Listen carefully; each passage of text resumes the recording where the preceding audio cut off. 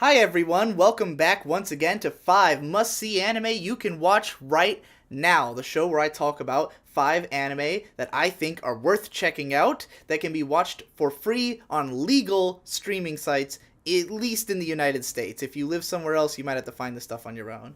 Today in particular, we'll be talking about shows that you can watch on Crunchyroll. Crunchyroll is a site that if you sign up right now, you can get a 30-day free trial and eventually pay $7 a month to watch unlimited anime streaming.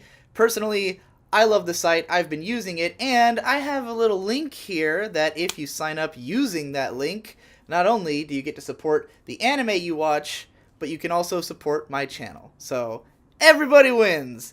And I feel good. The first show I'll be recommending is a 90s classic that I'm a really big fan of, as you'll be able to tell by some of the posters surrounding me, Cardcaptor Sakura, recently added entirely to Crunchyroll. I actually think they have like the sub and dub version, not that I recommend the dub version, because it was infamously cut to pieces and changed a lot when they released it on TV in the US. I don't know if that's true of whatever's on Crunchyroll. But in any case, Cardcaptor Sakura is a 70-episode magical girl series from Clamp, the people who brought you XXX and Tsubasa Reservoir Chronicle and Chobits and Magic Knight Rayearth, which I've talked about on this show before.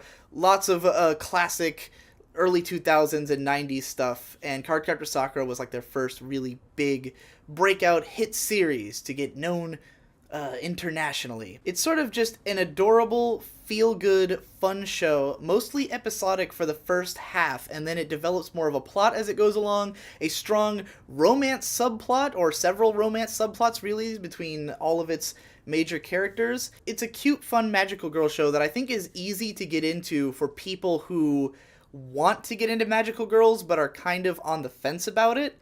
It's sort of a girly show, but not super like saccharine or anything. It's just a fun little feel-good show. If you're into slice of life type shows already, you will have an easy time appreciating Cardcaptor Sakura. Sakura is just a really sweet girl who you always want to succeed, and her best friend Tomoyo films her all the time on her camcorder, and it's really adorable, and she dresses her up in tons of different outfits, and it's a good time. I would recommend it to anybody who's interested in getting into the magical girl genre or just wants to watch something really cute. Now, of course, if you don't want any of that cute shit, you want some hard, manly shit, then you should probably check out Akagi. This is from the same guy who made Kaiji, which has gotten to be a lot more popular, and for good reason, because Kaiji is easier to comprehend, which is a gambling show about a guy who plays all these different types of games and always has his life at stake. I think I've recommended it on this show before. Akagi is very similar. It's once again a gambling show, but it's entirely about mahjong. Now, if you don't understand the rules of mahjong, this show could be somewhat difficult to watch, but personally, I don't understand the rules of mahjong either, and I found plenty enjoyable about this, largely because of its insane visual metaphors. Akagi is a show about this kid and eventually adult, because he grows up over the course of the series, who is just a master of gambling. He can put everything at stake and always come out on top, and he's fucking psychotic. It starts off with him having been playing a game of chicken, driving his car off a cliff, and climbing out of the lake after assumably the other guy had died at age 13. That's how this story starts. The shows will, during these big gambling scenes, will have these crazy metaphors where like characters are getting nailed to a cross as like a way of representing them losing at gambling and stuff. It's very tense and exciting to watch, and if you enjoyed Kaiji and you want more like it, this is definitely something to check out. If you want something that's more comprehensible and you haven't seen Kaiji yet, then I would recommend that show ahead of this one just because it's easier to understand. Up next, this show just recently completed its second 26-episode season, so it's a nice 50-episode chunk of great material. The fantastic sports anime Baby Steps. This was one of my favorite shows of last year, one of my favorite shows of this year, It is a tennis story about this kid named Eiichiro who starts off the story as like this brainiac high school student who's obsessed with studies and doesn't really do anything else with his life. And he decides that he wants to get into physical activity, so he starts playing tennis at random and immediately realizes that he loves it, but he's like completely terrible at it. Like he has no physical athleticism at all. He doesn't know anything about the game. So Baby Steps is this story about this kid just training really, really hard, nonstop, like crazy, and advancing in his tennis playing capabilities really quickly. It has a lot of time skips and really sells this idea of his personal growth as it goes through its narrative. It's very quickly paced compared to other sports anime, where a lot of sports anime take place entirely during a character's high school career, and Eichan, I think, graduates high school halfway through season 1, so you really get to see his progression and all the new things he learns. He's one of the most likable main characters in anime ever, in my opinion. I absolutely love him as a main character. He has one of the best romantic subplots in a sports anime, where the love interest, Natsuo, is also an amazing character who's really likable, and the two of them have great chemistry together, and they're a lot of fun to watch. So if you want to see really, really solid sports anime action with a great romance subplot and characters that you will love forever, I cannot highly enough recommend Baby Steps. Again, just finished its second season. I don't know if there'll be a third season, but I understand that it ends in a pretty satisfying way for the time being. Up next, getting a little bit more weird and esoteric and moving into the world of dark comedy, we're going to talk about Humanity Has Declined. This is a very interesting, very bizarre light novel adaptation that takes place in a sort of post-apocalyptic Earth where basically resource scarcity has wiped out most of humanity, and they're not really recovering. And there's a new race called fairies, which are these adorable little tiny humans that are basically gods and can do anything, and they multiply really quickly and and just as easily are gone. And they are sort of the new dominant race of the planet Earth. And they're just these weird, adorable creatures that the main character, who is unnamed, she just goes by Watashi, communicates with. She's like an ambassador between the humans and the fairies.